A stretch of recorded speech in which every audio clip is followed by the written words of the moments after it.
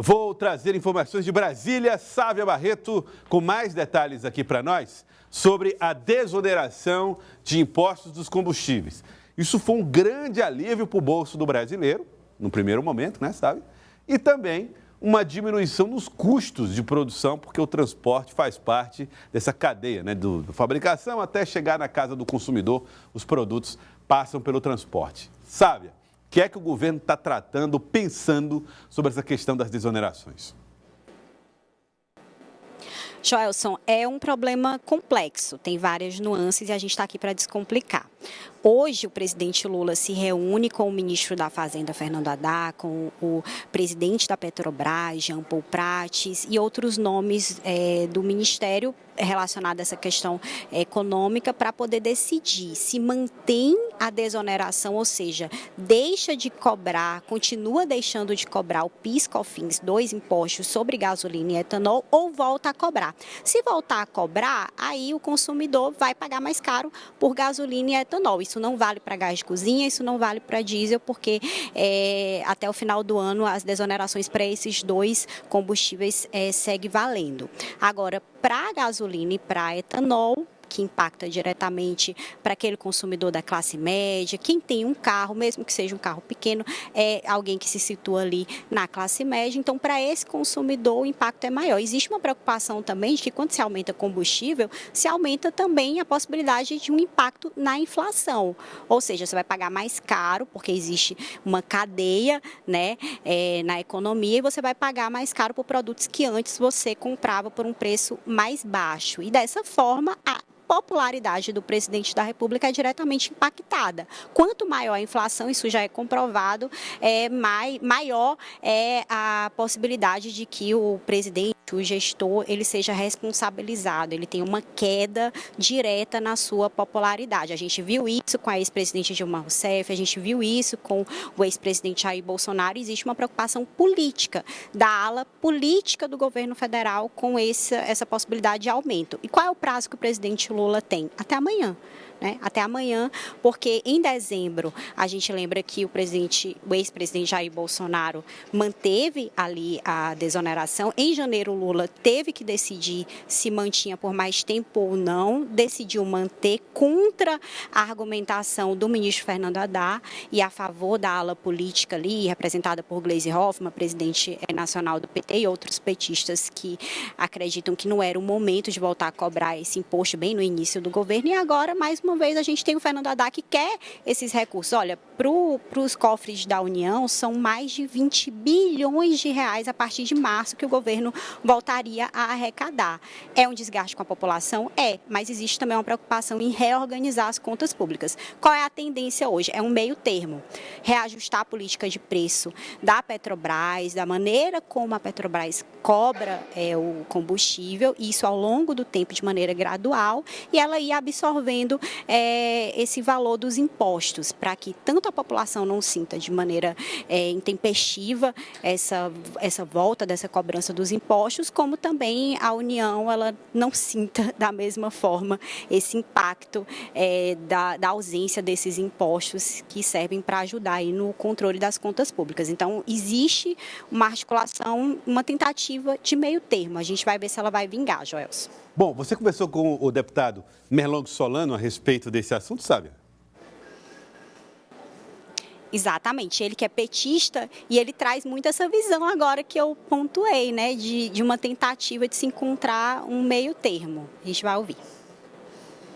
Sobre a questão dos combustíveis, o que eu penso é que o problema todo é decorrente da internacionalização dos preços da Petrobras.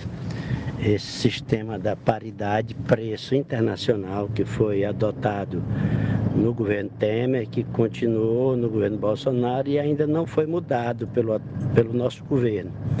Depende primeiro da posse da Petrobras, da mudança do seu conselho, para que a nova gestão possa então encaminhar as mudanças necessárias, de modo que o preço do combustível no Brasil reflita os custos de produção no Brasil. Na medida em que a maior parte da gasolina e do combustível que a Petrobras vende é produzido no Brasil. Então não faz sentido ficar praticando preço internacional sobre todo o combustível que a Petrobras vende. É preciso fazer uma média entre aquela parte que é efetivamente importada e a parte que é produzida no Brasil, que é a maior parte. Aí se chega num preço, numa margem de lucro aceitável por todos os empresários que trabalham nesta cadeia de produção importante e chegar a um preço que a sociedade possa pagar. Acontecendo isso, os tributos voltam. Não dá para ter uma atividade econômica importante, como a dos combustíveis, sendo subsidiada, sem pagar imposto. Como é que o poder público vai sustentar os serviços públicos que são essenciais à sociedade? Então é isto, resolver o problema da paridade do preço, acabar com isto e em seguida retomar os tributos nos valores que foram definidos o ano passado pelo Congresso Nacional, com as alíquotas que foram definidas pelo Congresso Nacional no ano passado. Bom, aí está um impasse, querida Sávia. O Estado não pode perder dinheiro porque tem que pagar outras contas. E aí faz uma crítica à forma como está estabelecida a política dos combustíveis. Mas também não disse quando é que vai resolver o problema da política dos combustíveis. E agora a população espera uma solução que possa lhe render, seja ela qual for, economia no bolso, né?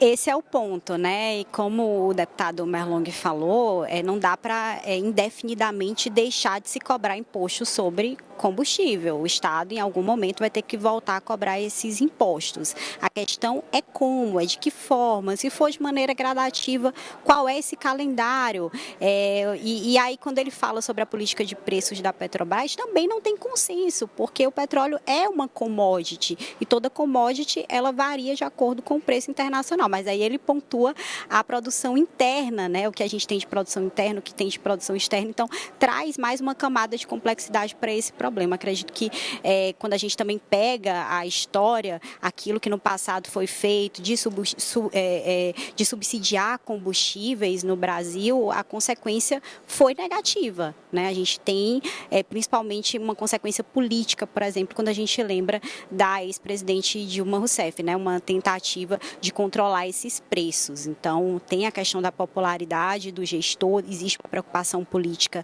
importante que não pode ser ignorada, existe o impacto da inflação, mas existe também a preocupação com as contas públicas. Acredito que hoje à noite, no mais tardar hoje à noite, interlocutores aí do presidente Lula devem acenar, sinalizar com alguma proposta efetiva que deve ser construída, né? Não vai ser algo imediato, mas que passa pela Petrobras diretamente, Joelson, passa por essa articulação dessa política de preços e a gente vai seguir acompanhando aqui em Brasília. Acompanhando aí em Brasília, Sávia, e trazendo as informações aqui no nosso Jornal do Piauí. Sávia, obrigado pela sua participação, direto de Brasília.